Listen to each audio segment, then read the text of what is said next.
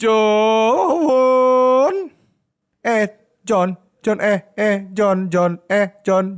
Ketemu lagi di Motor Politan.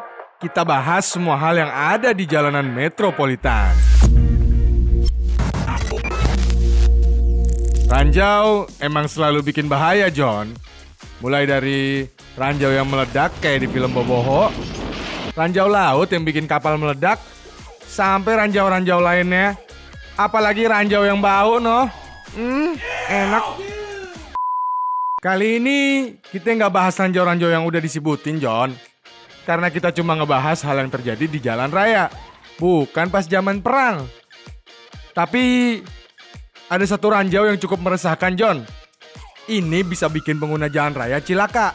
Masalahnya, ban dari motor atau mobil lo pada bisa langsung gak berfungsi. Gak cuma itu, lo pada bakal kena rugi secara material. Kok bisa? Tonton video ini sampai habis, John. Biar kalian yang awam makin paham. Ranjau yang kita maksud itu ranjau paku namanya. Biasanya biar orang cilaka dan yang nebar dapet cuan. Ranjau paku ini disebar di jalan protokol yang emang orang ramai lalu lalang. Ketika ban gembos, mau gak mau si korban bakal nyari tukang tambal ban terdekat. Yang udah-udah sih, langsung dipatok harga selangit. Eits, tapi lu pada jangan asal nyalahin tukang tambal ban di sekitar ya. Siapa tahu bukan mereka yang nyebar. Bisa jadi cuma orang iseng aja yang nyebar hal tersebut. Berdasarkan data dari polisi lalu lintas, aksi ini marak di tahun 2010 sampai 2016. Dari kasus ini, muncul yang namanya Saber, alias komunitas sapu bersih ranjau. Komunitas ini bertujuan buat ngerazia yang namanya ranjau paku, pakai alat khusus dengan magnet yang kuat. Gak tanggung-tanggung, John. Kabarnya mereka udah mengangkut sekitar 5 ton sepanjang mereka berdiri sampai saat ini di tahun 2022. Banyak juga tuh ye. Kalau dijual terus dikiloin mah, dapet dah duit buat beli bakso sekolah renang. Iya. Nah, apa aja sih jenis-jenis ranjau paku? Pertama, ada ranjau paku berbentuk paku payung atau enggak paku biasa yang asal disebar aja. Sayangnya, ranjau paku ini nggak sakti mandraguna, John. Kalau lo pakai ban tubeless, ban lo gak akan bocor. Paling cuma nancep aja tuh paku. Dibenerinnya gampang dah. Karena kurang efektif, akhirnya para pembuat ranjau paku tuh berinovasi. Mereka membuat versi kedua dari ranjau paku. Kita sebut aja namanya ranjau paku Mark V2. Anjas. Udah kayak Iron Man ya, John. Ranjau paku versi kedua ini adalah paku yang dibengkokin sampai 90 derajat. Tujuannya nggak cuma melubangi aja, John. Tapi paku dengan bentuk 90 derajat bisa membuat ban motor lo kempes lebih cepet. Selain itu, versi ini juga bisa ngerobek ban lo, John. Lo pikir inovasi mereka cuma sampai situ aja, John? Ternyata kagak. Ada versi selanjutnya yang bakal kita sebut sebagai Mark V3. Anjas! Ranjau paku ini terbuat dari jari-jari atau rangka payung. Jadi bentuknya lurus lempeng dan ada lubang di tengahnya. Menurut orang-orang dari Saber, yang paling bahaya tuh versi akhir. Karena apa? Ini bisa melubangi ban lo pada dan membuat angin keluar dari sela-sela paku tersebut. Akhirnya ban langsung kehilangan tekanan. Alhasil kendaraan lo bakal oleng dan mau nggak mau ya nyari tukang tambal ban terdekat. Aksi kayak gini tuh bahaya banget, John. Bisa nyelakain orang, tapi mau gimana kalau mindsetnya pada mau cari kaya lewat jalan instan ya kan? Padahal ada peraturan soal ranjau paku nih, John. Di pasal 192 ayat 1 Kitab Undang-Undang Hukum Pidana atau KUHP, semua perbuatan yang menimbulkan bahaya bagi keamanan lalu lintas akan dikenakan pidana. Para penyebar ranjau paku terancam pidana paling lama 9 tahun. Lama juga tuh ya, John. Ntar lagi lahiran.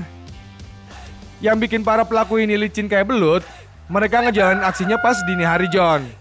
Jadi gak ada saksi mata yang lihat mereka lagi nebar ranjau paku. Kalau lu ujuk-ujuk nuduh tukang tambal ban tanpa bukti, jadi asas praduga bersalah, John. Beberapa pelaku udah pernah kepergok pas lagi nebar ranjau paku. Cuma yang namanya oknum, John, kita gak tahu ada berapa jumlah mereka yang nebar paku. Gak cuma di Jakarta, Biasanya aksi ini dijalanin di kota-kota besar juga, John. Targetnya kayak yang kita sebut di awal tadi, alias di jalan-jalan yang rame orang lewat. Kalau di Jakarta sih, biasanya mereka nyebar di sekitaran Jalan Gatot Subroto, mulai selepas halte busway Selipi Petamburan mengarah ke Semanggi.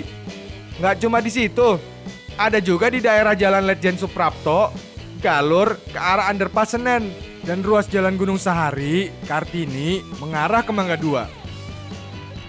Banyak juga daerah lain yang kalau kita sebutin mah panjang banget. Tenang aja John, daerah tersebut selalu disisir sama tim dari komunitas Saber. Jadi perjalanan lo pada aman dah. Paling kena kalau lagi hapus aja. Alat yang terbatas membuat beberapa paku nggak keangkut. Jadi kesempatan lo buat kena ranjau paku tuh masih ada. Walaupun ya tipis-tipis aja sih John.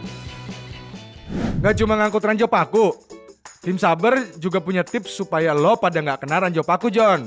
Kata mereka, buat menghindari jebakan paku ini, kurangi kecepatan ketika melewati titik rawan ranjau paku. Batas aman kecepatan yang bisa lo pada pacu itu ada di sekitar 20 km per jam. Bukannya tanpa alasan nih, John. Kalau lo melaju di angka segitu, butiran paku yang tersebar di jalan nggak akan terangkat dan nancep di ban.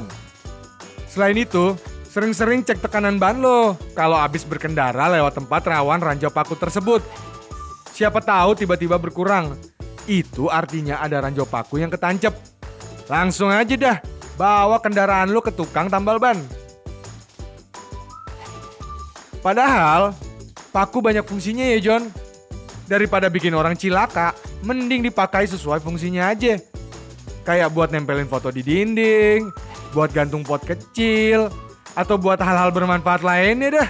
Pesan dari Motorpolitan nih, hati-hati aja di jalan.